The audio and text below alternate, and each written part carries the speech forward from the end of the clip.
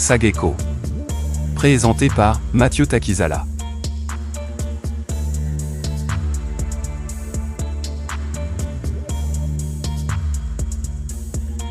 Spécial Auto Garage. Société de la maintenance automobile et de la distribution des pièces des rechanges et véhicules multimarques en République démocratique du Congo.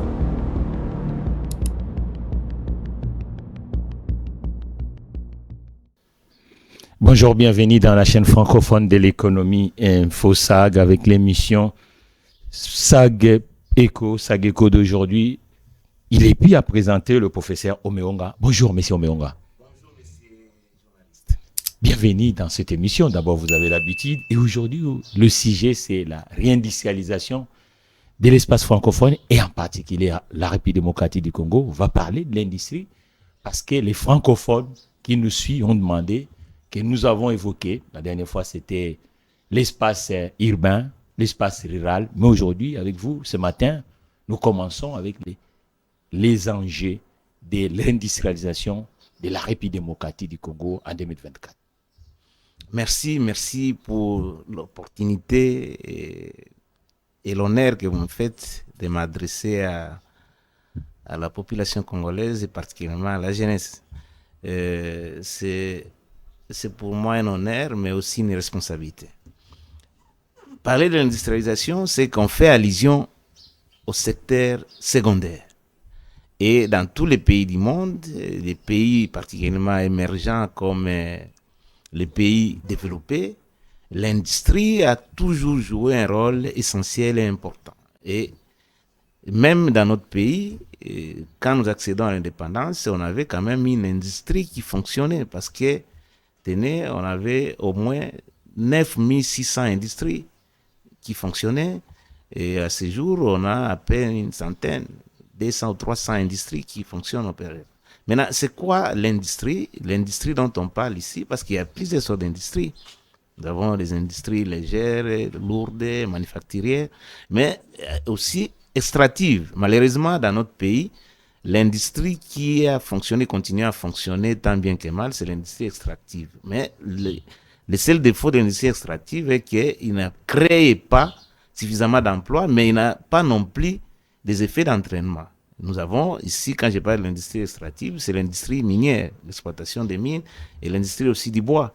Mais ces industries, malheureusement, sont des industries qui font que nous, à ce jour, nous soyons qualifiés d'une économie extravertie, parce que ces industries-là ne servent qu'à extraire, à cueillir, comme j'ai toujours parlé de la réalité économique, et cueillir et exporter. Alors que l'industrie dont il est question, c'est l'industrie de transformation.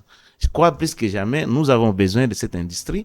Et je sais qu'avec Mobutu, on a tenté de mettre en place ce qu'on appelle l'industrie de substitution. Parce que, comme vous le savez, nous perdons, nous importons, rien que les importations en termes industriels et même agroalimentaires, c'est au-delà de 7 milliards de dollars, alors que si nous mettons en place une industrie de substitution, une industrie manufacturière, ça peut nous permettre non seulement de perdre ces capitaux importants qui vont à l'extérieur, mais de travailler ici, et ça peut être, comme nous le disons, c'est le secteur aussi, un secteur gourmand en main-d'œuvre.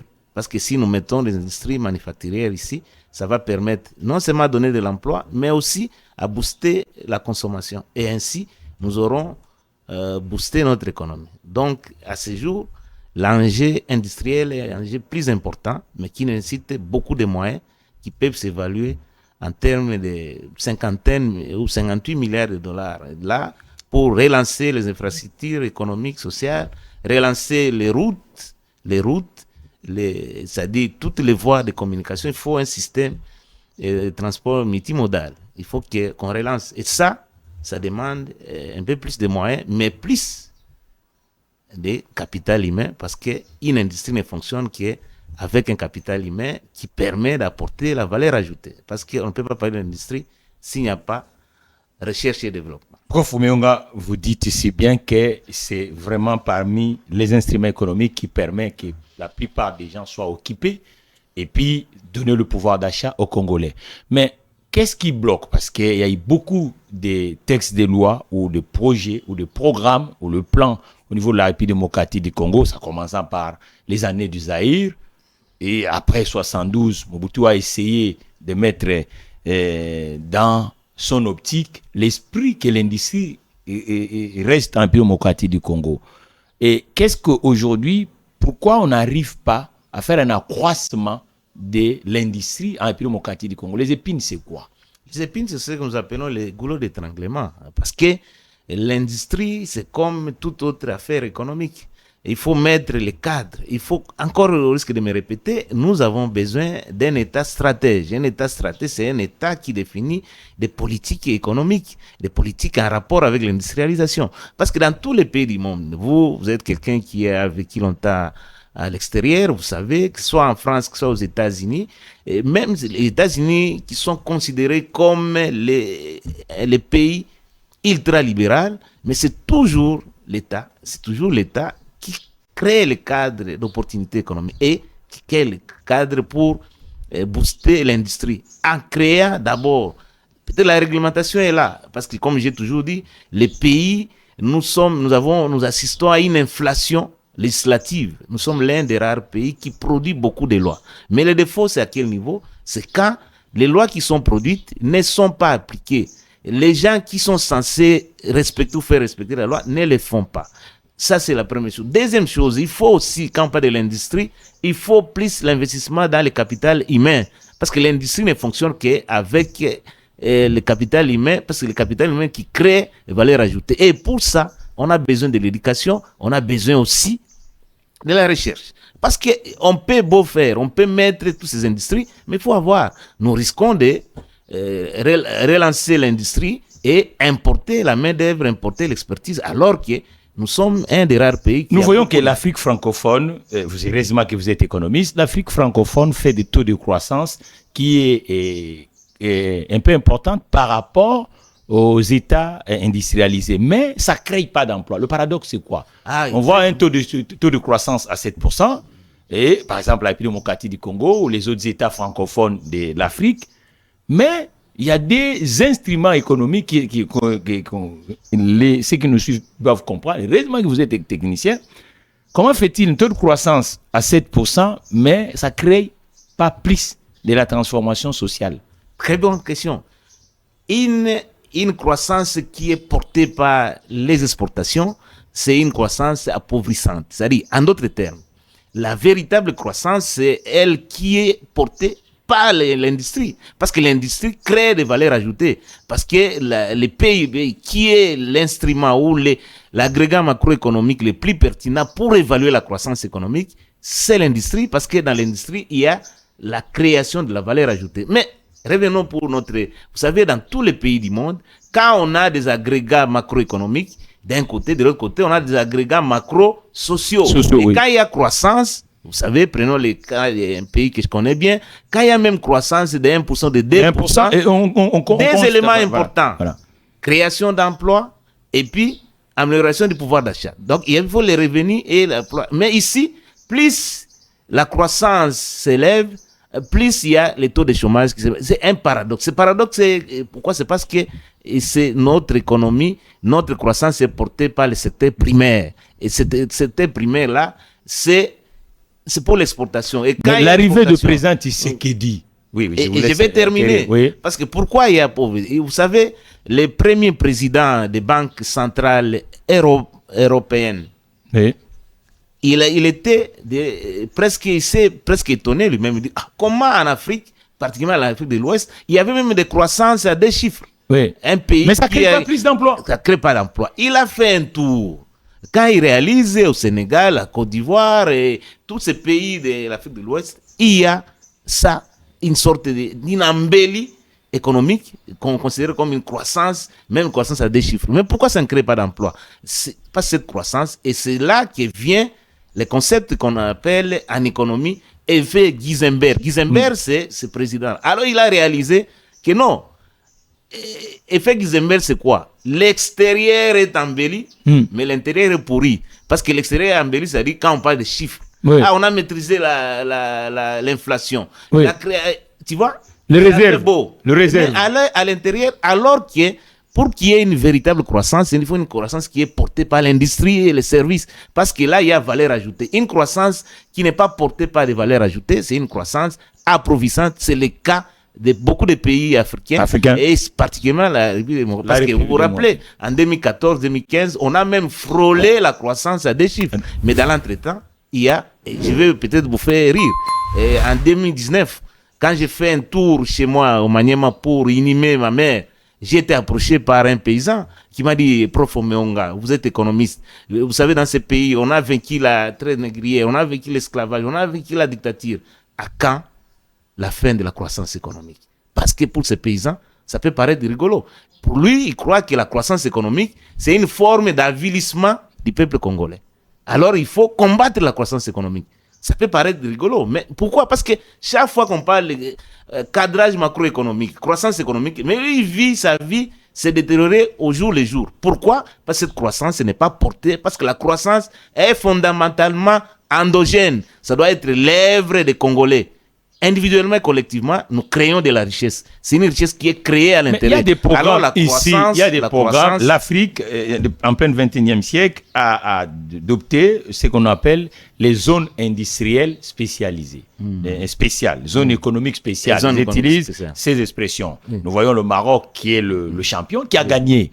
La République démocratique du Congo aussi, il y a ce programme. Nous sommes où? Parce que rien que Kinshasa, il y a des territoires qui est réservé pour ces zones économiques spéciales. Maluku, et même là, vers Daipen, je vois encore un complexe industriel pour inciter cette réindustrialisation de la République démocratique du Congo. On en est où, prof, vous qui enseigne l'économie et puis connaisseur de ces marchés congolais? Voilà, nous sommes dans notre spécialité qui est nous sommes, comme je dis toujours, nous sommes hantés par la culture d'emprunt, l'extraversion culturelle, l'État.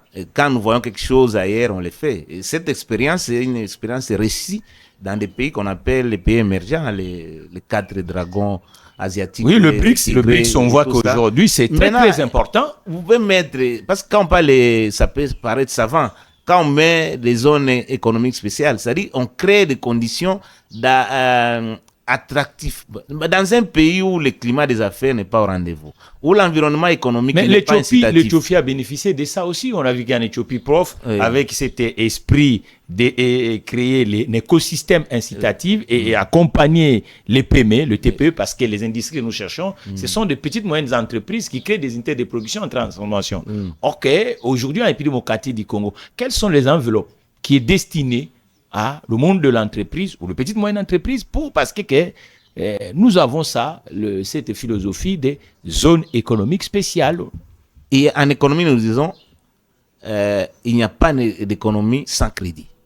Donc, quand on parle il n'y a pas d'économie sans crédit, il faut mettre les instruments de crédit. Et parmi les instruments, nous avons des institutions financières, bancaires et non bancaires. Il y a un fonds qui est destiné à l'industrie, fonds de promotion industrielle. Quel est ça, depuis les années 80, quel est son impact, quelle est la hauteur? Nous sommes même pays continent. Quel est le budget, quelle est la hauteur de participation, d'intervention des fonds de promotion industrielle dans notre pays? Est très marginal. Des choses. Autant j'ai dit qu'il faut qu'il y ait des banques d'investissement, il faut assainir l'environnement économique, mais aussi il y a un instrument important, on a voté les budgets. Vous avez suivi, vous comme moi, on a suivi les budgets. La caractéristique de notre budget, elle est caractérisée par quoi? Les gros des moyens sont orientés dans les dépenses de consommation, alors que ça devrait être le contraire. Dans tous les pays du monde qui veulent booster l'industrie, qui veulent booster l'économie, il faut les booster par les investissements. Quelle est la hauteur, quelle est la part du budget qui est réservé aux investissements, les secteurs productifs? Notre budget, malheureusement, théoriquement, on peut dire 16 milliards de dollars, mais en ressources propres, c'est peut-être autour de 10 milliards. Mais quand on se met à exécuter, vous remarquerez qu'il y aura toujours des dépassements budgétaires, mais en faveur de quoi? Des institutions politiques. Très peu de moyens sont orientés dans le secteur des investissements. Les zones spéciales, c'est-à-dire qu'on accorde des facilités d'ordre fiscal, d'ordre administratif pour booster. Et ça entre dans le cadre de ce que nous appelons le climat des affaires. Mais vous êtes avec moi, même cette année, quand on regarde les rankings sur les doing business, nous sommes toujours au bas de l'échelle et nous nous contentons. Prof, on doit faire quoi? On doit faire quoi concrètement aujourd'hui pour que l'industrie revienne, parce que le taux de chômage va reculer, comme vous dites, la transformation, c'est ce qui crée une valeur ajoutée, pour que l'industrie revienne à la démocratie du Congo. 3 choses. Qu'est-ce qu'on doit faire? On doit faire, il faut quand même aussi, quand on ne sait pas inventer, on peut même imiter. Imitons l'expérience sud-coréenne. 3 choses qui ont boosté l'industrie sud-coréenne. Première chose, c'est le leadership. C'est-à-dire qu'il faut avoir des hommes qui ont de la grande vision, de la vision de développement. Deuxième, quand on ne dit pas de leadership, il y a aussi des institutions qui régissent, les institutions économiques, politiques et sociales. Et même, à ce sujet-là, Daron Amousseglo comme Robinson dit, mais un lien étroit, un lien de causalité entre la qualité des institutions et la croissance. Troisième élément, investir dans les Congolais. Investir dans l'humain passe par l'investissement dans l'éducation et la recherche. Parce que, encore une fois, le capital humain, c'est le capital le plus important. On ne peut pas parler de capital industriel s'il n'y a pas un capital humain en amont. Et il faut avoir des hommes qui sont bien formés, qui sont préparés, parce qu'on a préparé souvent nos enfants. Il y a l'éducation maternelle, parentale, l'éducation scolaire, mais il nous manque l'éducation des affaires, ce qu'ils appellent l'éducation financière. Comment créer des richesses, comment gagner des richesses, comment épargner et comment investir. On n'a pas la culture d'investissement, on a plus la culture de consommation. Or, quand on parle de l'industrie, c'est les plus grands investissements, parce que l'industrie, c'est un investissement de longue durée. Alors que nous sommes habitués à des activités conjoncturelles, à des activités spéculatives. Or, pour quelqu'un investi pour une longue durée, il a besoin de la quiétude, il a besoin de la paix, de la sécurité. Sécurité financière, sécurité judiciaire, sécurité juridique. Et ça doit être l'œuvre des politiques, ça doit être l'œuvre des gouvernants. Il faut que nous ayons les institutions de qualité. Mais est-ce que, prof, sans épargne, on peut prétendre investir? Pour qu'il y ait épargne, il faut avoir un revenu. Parce que l'épargne, c'est quoi? C'est les résidus des revenus après qu'on ait consommé. Vous et moi, quel est le SMIC du peuple congolais, des fonctionnaires ou même des travailleurs congolais? Le SMIC, de manière sur papier, il est défini. Est-ce que ça se réalise? Parce que pour qu'il y ait épargne, il faut d'abord qu'il y ait revenu. Alors que nous, vous savez, même vous, vous êtes parmi les rares qui investissent encore. Parce que pour investir, il faut qu'il y ait de la consommation. Pour qu'il y ait de la consommation, il faut qu'il y ait des revenus. Mais quelle est la politique salariale?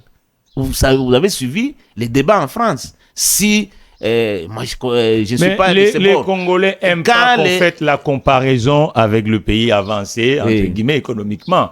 Parce qu'ils disent, comparez pas l'incomparable, prof. Prenons les pays africains. Prenons l'exemple ici, dans le continent. Non, prenons l'Éthiopie. L'Éthiopie. Ils ont fait quoi pour que l'industrie revienne chez eux? Parce qu'aujourd'hui, on voit que le textile chinois... Il faut créer un climat attractif.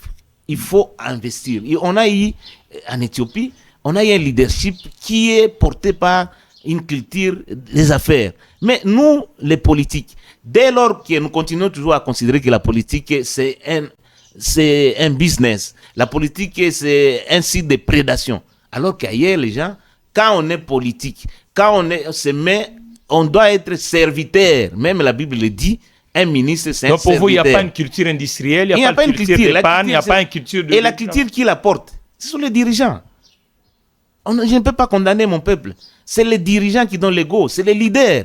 Pourquoi il y a le leadership? Pourquoi nous formons nos apprenants en management, en leadership et tout ça, à la culture? Et pourquoi LMD est là? C'est parce que l'ancien système... Mais est-ce que LMD tient aussi compte du marché de l'emploi, le marché de l'entreprise? Vous-même, vous dites que les industries... Et c'est rare, il n'est plus présent dans le territoire. Excusez-moi, l'axis. C'est-à-dire que vous dites vous-même qu'il n'y a plus d'industrie en plus démocratique. Mais il faut les créer. Nous parlons de la réindustrialisation, c'est-à-dire que nous voulons réindustrialiser le territoire. Le pays. Parce que nous sommes restés toujours dans cette approche rentière où nous considérons que les mines, et encore une bourde que je dois corriger, on continue à vous faire croire que nous sommes un scandale géologique. Comment devons-nous être un scandale géologique? Est-ce que le fait d'avoir des potentialités, ça peut être un scandale? Mais il faut continuer à dire que c'est une merveille géologique. Pour avoir l'industrie, prof, permettez, Oui. pour avoir l'industrie, il faut une matière première. Matière première, il y en a ici. Et vous avez dit dans ce plateau des SAGECO en disant il faut aussi une ressource humaine compétitive. Oui. Et aussi le moyen financier destiné aux acteurs du monde de l'industrie ou les entreprises. Donc le moyen, notre consommation, est-ce qu'elle est orientée pour que nous puissions avoir des industries où la consommation congolaise est versée du côté de l'informel? L'éducation relève des missions régaliennes de l'État. Le financement aussi, c'est l'État qui crée des conditions pour accroître les financements. Pourquoi nous avons des budgets chétifs? C'est parce que le taux de l'informel est très élevé. Si nous réduisons même de moitié le secteur informel, mais notre budget et notre PIB peut facilement avoisiner 200 milliards de dollars. Et comme ça, on aura des budgets qui soient à la taille de notre pays. Mais qui doit faire ça? C'est encore une fois l'État. Pourquoi ce n'est pas que j'ai fait une fixation contre l'État, mais c'est l'État. Parce que l'État, c'est-à-dire que c'est nous tous qui avons cédé, chacun de nous a cédé une part de sa responsabilité et de sa liberté pour que l'État puisse se régenter. Il ne vient pas comme... de son côté, il dit que voilà, il n'y a pas plus d'actifs dans le territoire et automatiquement, vous l'acquisez et toujours... Et les responsabilités sont partagées selon... Non, l'État est absent, c'est ça le problème. L'État, il y a un problème de la non-occupation du territoire. Les richesses, le fait qu'on ait un territoire, le fait qu'on ait des hommes, mais c'est déjà des moyens. Vous comprenez que c'est l'ère de la publicité, professeur. Partout, c'est la fiscalité. Nous parlons de l'industrie, notre partenaire SAG. On va revenir. Maintenant chez Spécial Auto Garage, achetez vos pièces de rechange et produits de qualité supérieure adaptés à vos marques et des véhicules les plus avancés. Commandez en toute sécurité, votre kit de frein, neuf, disponible maintenant en magasin au bon prix sur commande.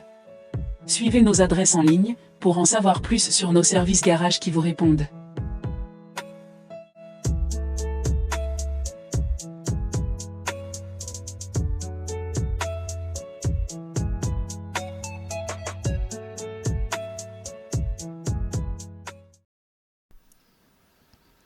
Prof Fabi Missibilo va bien.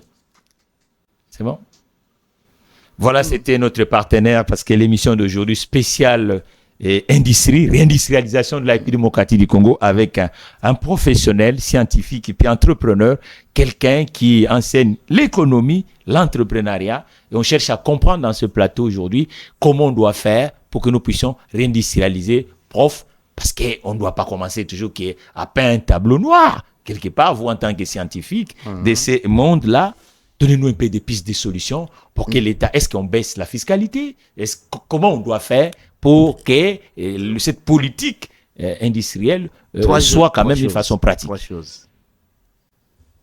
Relançons les infrastructures. C'est-à-dire les infrastructures économiques, sociales, doivent être... C'est-à-dire, quand je parle de ces infrastructures économiques, je vois les routes, les chemins de fer et tout ce qui va avec. Et les infrastructures sociales, on a décrété la gratuité. Encore que je n'aime pas ce concept, parce que ce qui est gratuit ne signifie rien du tout. La gratuité, c'est un non-sens. Autant parler de la prise en charge de l'éducation nationale par l'État que de parler de la gratuité. Même Dieu qui nous a créés n'aime pas la gratuité. Pour que je sois aujourd'hui chrétien, Dieu a dû céder son fils. Donc la gratuité n'existe pas. C'est un leurre. Deuxième chose, l'électrification. L'énergie. L'énergie, c'est les lubrifiants. Et regardez même partout où il y a industrialisation. Prenons les cas les plus éloquents. La Grande-Bretagne. Il y a industrialisation, pourquoi? Première chose, c'est parce que tous les grands savants, tous les économistes, vous en êtes un, sont venus de là. C'est-à-dire qu'il faut investir dans l'éducation, dans l'humain. Quand il y a plusieurs... la formation est de qualité, on crée des conditions de création. Parce qu'on parle d'industrie, on fait allusion à l'invention ou à l'innovation. Et qui peuvent inventer, qui peuvent innover, c'est le capital humain.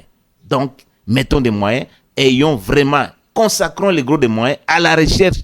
Aujourd'hui même, vous voyez même votre entreprise ici, quand ça va prendre une dimension, je le souhaite pour qu'elle soit compétitive sur le plan africain et mondial, vous aurez un département qu'on appelle recherche et développement. Oui. On ne peut pas industrialiser s'il n'y a pas à la base la recherche.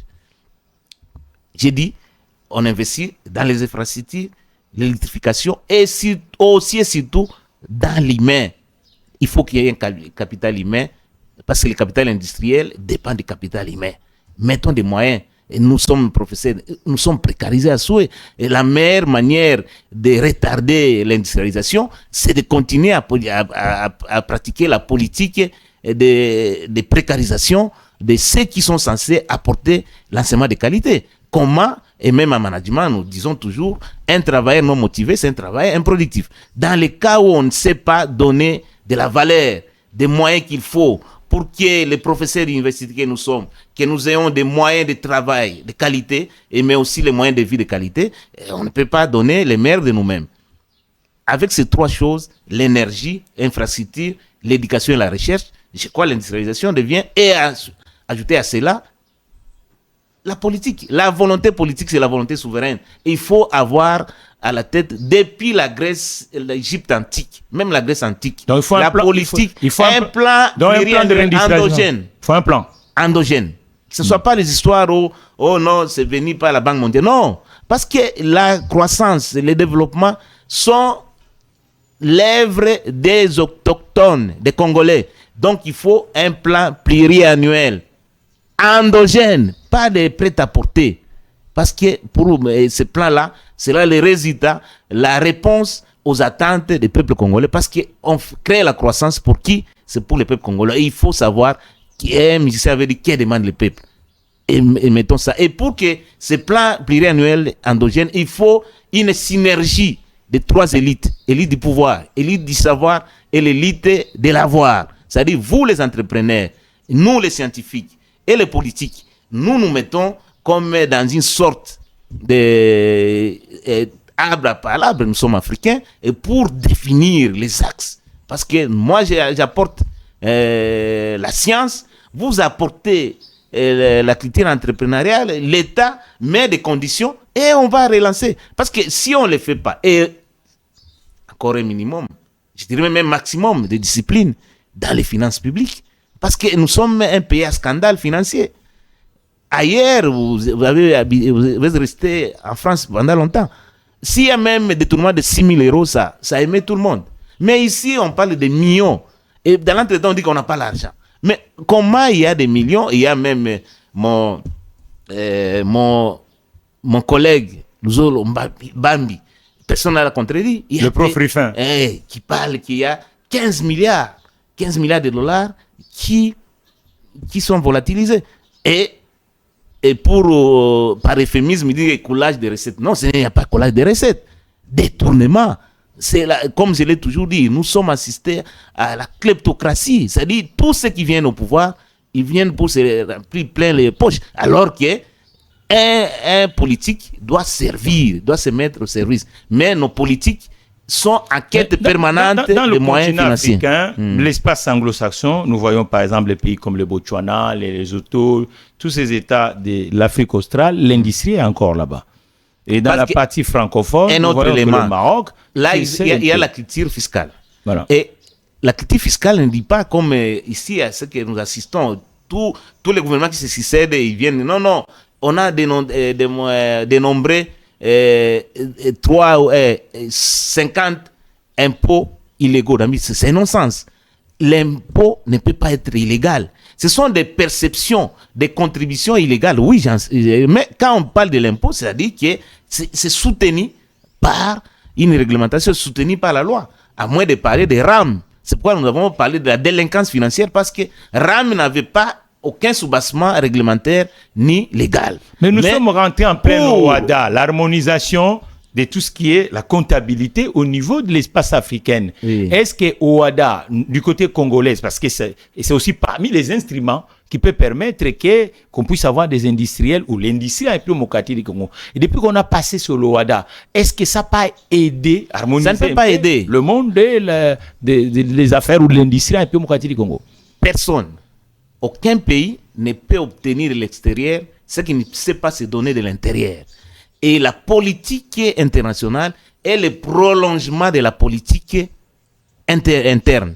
Et pour qu'il y ait intégration régionale, il faut d'abord, je vous ai toujours répété, il faut d'abord que l'intégration se fasse en interne. Et la bonne manière d'avoir une intégration nationale passe par la connectivité interprovinciale et intraprovinciale. Et ça passe par ce que j'appelle les industries industrialisantes, qui soient des routes. Il faut des voies de communication. Nous devons circuler. Il faut que les hommes, les marchandises, les moyens circulent. D'abord à l'intérieur, nous sommes un territoire de plus de 100 millions de consommateurs. C'est un marché énorme. Alors que si déjà à l'intérieur, il y a un trou, vous allez dans l'espace régional, nous continuerons toujours à être un espace de consommation et ça ne va pas nous profiter, ça va profiter aux autres. Tant qu'on n'aura pas régularisé la situation en interne, on peut être à l'OADA, on est dans beaucoup de il y a un autre régionales. Marché qui est d'1 milliard presque d'humains au niveau du continent africain, cette zone de libre-échange interafricaine.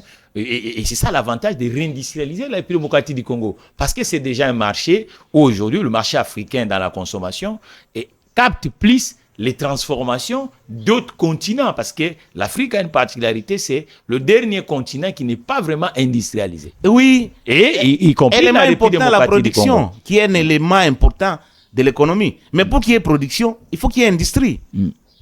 Et vous voyez que ça devient presque un cercle vicieux, mais il faut faire en sorte que ce cercle-là soit vertueux. C'est-à-dire, c'est d'abord le capital humain. Et ce capital humain, dans tous les domaines politiques, économiques, scientifiques, et c'est ce capital-là qui sera comme un catalyseur de tous les restes. Merci. Moi, j'arrive ici, Éthiopie par exemple, oui. On n'est pas laissé. Quand j'arrive à Kin ici dans les années 86, quand on parle de quelqu'un éthiopien, c'était une injure. Mais aujourd'hui, l'Éthiopie est considérée comme la Chine. L'industrie a donné. Donc, ce n'est pas une fatalité. Il est question de volonté, il est question d'une remise en question. Je voulais même dire une remise en cause de la classe politique, de l'élite, d'une manière générale, et qu'on comprenne que nous n'avons pas de pays. Et vous voyez, même à ce jour, même tous ceux-là qui se sont expatriés, ils commencent à venir. Et donc, c'est qu'ailleurs, la diaspora a toujours été un élément catalyseur parce qu'ils apportent non seulement les moyens financiers, l'expertise. Et l'expertise, surtout l'expertise. Et vous, pour créer une chaîne comme celle-ci, c'est parce que vous avez vu, il faut voir pour avoir. La vision précède la provision. Donc, il faut des visionnaires, des gens qui ont le goût de faire avancer les choses. Ça, on n'en a pas encore assez. Là, je n'ai pas terminé. Je dis que la politique est des sens élitistes. En Égypte, en Grèce, là où la politique a commencé, ce sont les meilleurs. Et dans notre pays, il faut que ce soit les meilleurs d'entre nous qui fassent la politique. Et que tous les badauds, tous les barbares, les marginaux sociaux doivent se mettre. Il faut arriver à congédier tous ces barbares et donner la place à l'élite. Les bonnes choses prennent pas la bonne élite, je crois, c'est l'élite du savoir. Et nous en sommes une, et je crois, on peut apporter un nouveau souffle pour qu'on ait un leadership. Nous vous remercions dans la chaîne de l'entreprise et de l'économie et de l'investissement de l'espace francophone. Sageko, qui est un plateau. Si vous voulez être à la place de Prof Omeonga, contactez sur toutes les plateformes digitales nos numéros et même les suggestions, les internautes et ceux qui nous suivent. Il faut envoyer vos sujets pour que nous puissions quand même le mettre sur place sur cette chaîne de l'espace francophone. Merci pour avoir honoré cette invitation de la chaîne francophone. Merci beaucoup pour m'honorer. Et encore une fois, c'est toujours la contrainte temporelle qui parfois ne nous permet pas de nous étendre outre mesure, mais on fait avec, je crois, le message est passé. Voilà. Je crois des émissions comme celle-ci sont des émissions qui peuvent se faire 3-4 séries pour vider. Voilà. Vous allez revenir encore et surtout dans ces thématiques que nous puissions compléter. En tout cas, comprenez, nous n'oublions pas les héros dans l'ombre, les techniciens qui nous accompagnent dans ce plateau, Sageko, et y compris les partenaires, la République démocratique du Congo, pourquoi pas l'Afrique et les francophones qui sont partout dans le monde. Internautes, partagez, likez et puis envoyez vos suggestions. Quant à moi, la prochaine numéro. Merci. InfoSag. première chaîne des entrepreneurs et investisseurs en République démocratique du Congo.